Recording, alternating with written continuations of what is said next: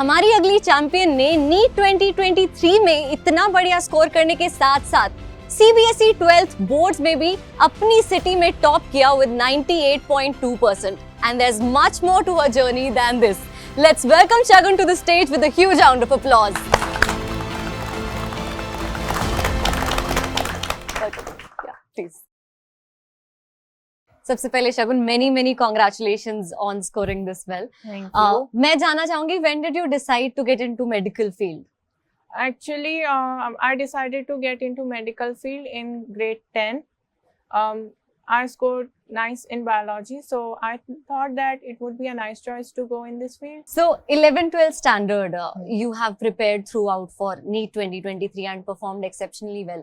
तो ये पूरी जर्नी के ड्यूरिंग कई सारी ऐसी चीजें होंगी जो आपने सीखी होंगी, व्हाट वर्क्स फॉर यू या फिर क्या काम नहीं कर रहा है, तो प्लीज वो लर्निंग शेयर करेंगी हमारे साथ. I just want to say timing बहुत ज़्यादा important है to do the right things at right time. अगर may be chapter has not started और हम लोग क्वेश्चन सॉल्व करें उसका कोई सेंस नहीं है. सो बहुत ध्यान से फॉर एग्जाम्पल हमें बार बार आई हैव सीन हम लोग एक चीज के साथ स्टिक रहते हैं, वो काम नहीं करती, we have to change. For example I am reading ecology, so मुझे वहाँ ध्यान देना है text. My first focus is text. Text को अंडरस्टैंड करना, फिर क्वेश्चन सॉल्व करना. सो वहाँ काफी पेशेंटली होके करना है. But let's switch the topic. I have kinematics with me, तो वहाँ पर एक बार सीख लिया, सो अब अप्लाई करो. एक question type, next question type, formula based. अब फॉर्मूला नहीं चलता, सो नेक्स्ट प्रॉब्लम बनाओ, looking into deep problems, analyse करना. Question can come in any way, so उसमें सीखो और फिर अप्लाई मोस्ट इम्पॉर्टेंट है. सो जैसे जैसे थिंग्स आती हैं, डिफरेंट टॉपिक्स, सेम नेचर में अगर हम लेके चलेंगे तो वो बिल्कुल काम नहीं करता. Never, it never works. So actually changing things. For example I M inorganic chemistry, लोग कहते हैं बस याद करते रहो. नहीं, बिल्कुल नहीं.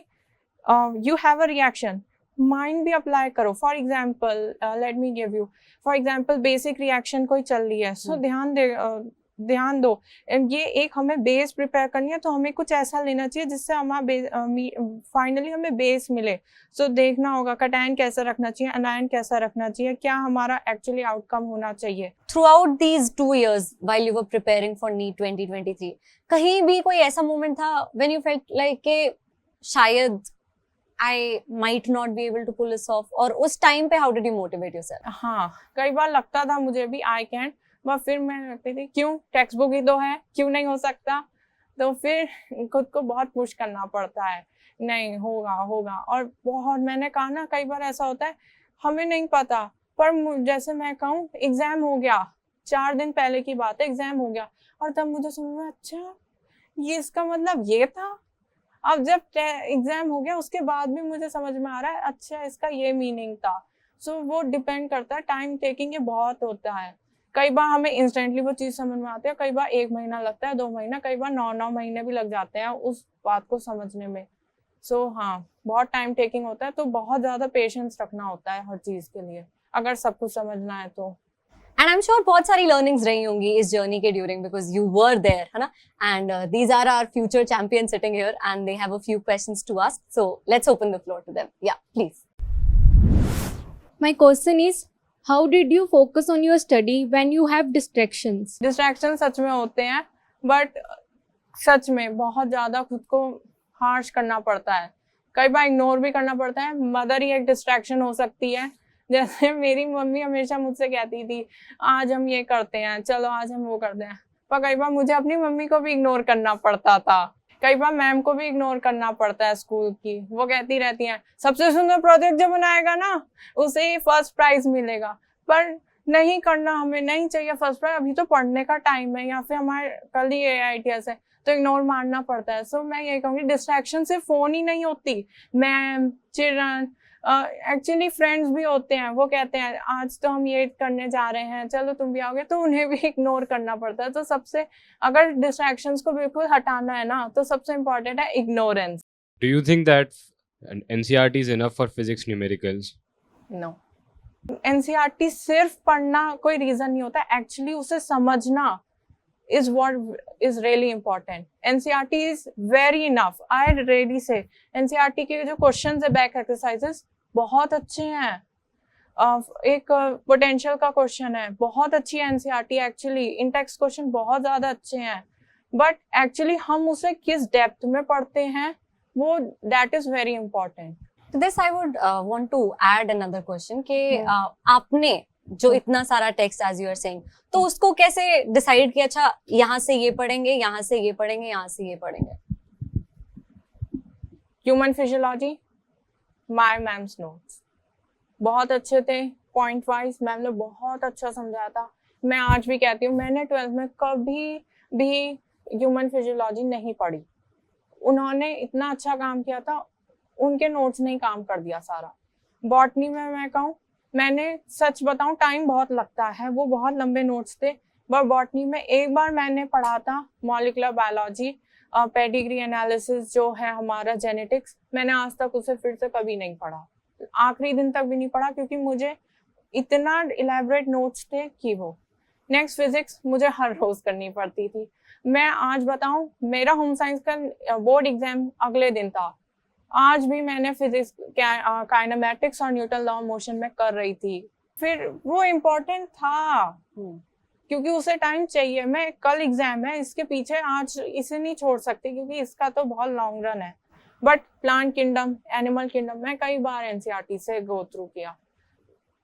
मिनरल न्यूट्रिशन एनसीईआरटी फोकस की, ecology NCERT focus, chemistry inorganic NCERT focus plus questions, organic question practice ज्यादा उसमें डोमिनेट करेगी. नोट्स इतने ज्यादा वो नहीं, क्वेश्चन प्रैक्टिस एनसीईआरटी इनफ है उसमें. फिजिक्स में नोट्स प्लस क्वेश्चंस प्लस थोड़ा सा अपना भी तरफ से और टेस्ट पेपर्स को लगा के. सो ऐसे There are many changes that our family also does to accommodate कि हम लोग अच्छे से पढ़ रहे हैं, है ना, we are doing our best, and we have your mother joining us, so we would like to invite her on the stage and tell us more about Shagun and her journey of NEET 2023. Ma'am, please. Ma'am many congratulations, Shagun ने इतना अच्छा score किया है. हम जानना चाहते हैं कि शगुन बचपन से कैसी स्टूडेंट रही हैं और 11th-12th स्टैंडर्ड में आके क्या क्या चेंजेस रहे हैं इनके स्टडिंग बिहेवियर्स में? जैसे जैसे बड़ी हुई है वैसे वैसे इसने अपने को एलिवेट किया, इंक्रीमेंट पर है. लाइक हर क्लास में इसका परफॉर्मेंस बढ़ता गया. 10 के बाद she decided to opt for medical NEET. So we searched for some coaching institute and we found that Akash may provide us a good opportunity for our daughter for medical purpose, and it proved itself too. और आपकी मतलब peer learning, because competition होता है, but आपने बोला कि ignore करो, लेकिन ऐसे माहौल में जहाँ हर बच्चे को एक्सेल करना है and AIIMS Delhi is the target, उसमें अपने आप को कैसे काम और फोकस्ड रखती थी आप? मैंने कभी एम्स दिल्ली चाहा ही नहीं. मुझे सिर्फ ये है, मैं एक स्टूडेंट हूँ, मुझे अपना काम करना है, ठीक है. सो मैंने खुद पे ही काम किया. मैंने कभी ये नहीं सोचा ये मेरी कॉम्पिटिटर है, ये मेरा कॉम्पिटिटर, ये हमेशा मुझसे आगे रहता है. मैंने कहा नहीं, वो अपने लिए कर रहे हैं, ठीक है, उन्हें मिल जाएगा जो वो लाइफ में चाहते हैं, उन्हें मिल जाएगा, मुझे क्या मिलेगा. सो मैंने कहा मुझे सेटिस्फैक्शन मिलेगा, और मैं आज भी कहूँगी आई एम वेरी सेटिस्फाइड. और हाँ, मैं कहाँ थी मुझे पता है, मैं 63% हूँ, मैं आज भी कहूँगी. बट मैंने वहाँ से कितना 98.2 मेरे लिए बहुत बड़ा अचीवमेंट है. मैं अपनी अचीवमेंट पे ज्यादा फोकस करती हूँ. ये तो रही स्टूडेंट पर्सपेक्टिव से, बट एज अ पेरेंट हमारे कई कंसर्न्स होते हैं, है ना. और व्हेन एक टाइम था जब वो अच्छा स्कोर नहीं कर पा रही थी, तो आप इनको किस तरह से हेल्प करती थी, किस तरह से मोटिवेट करती थी? मैम छोड़ना नहीं है, लगे रहना है. आप जब छोड़ देते हो आप कुछ नहीं गेन कर पाओगे. जब भी आप कोई जर्नी स्टार्ट करते हो तो हर्डल्स तो आते ही हैं, डिस्ट्रैक्शंस भी होते हैं. फिर पेरेंट्स कहते हैं कि चल कोई बात नहीं, पेरेंट्स हो या टीचर्स हो या आपका कोई गाइड हो या फ्रेंड हो, तो रुकना नहीं है, उससे निराश नहीं होना है. उससे फिर इतनी तो अपने अंदर से पोटेंशियल लानी है, इतना पॉजिटिव अप्रोच रखना है कि फिर से try and try again until you get that thing.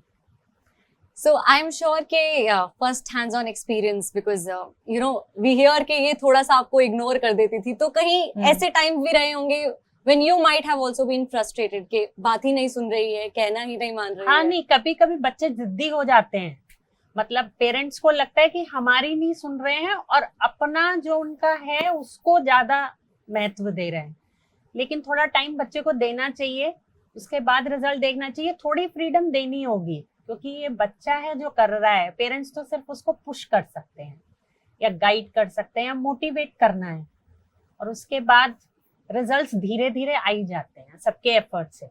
सबके एफर्ट से चैंपियन भी बन जाते हैं शगुन जैसे. Congratulations ma'am, thank you. she has scored this well and congratulations to you also once again. It has been a great conversation. Thank you so much. Thank you Akash.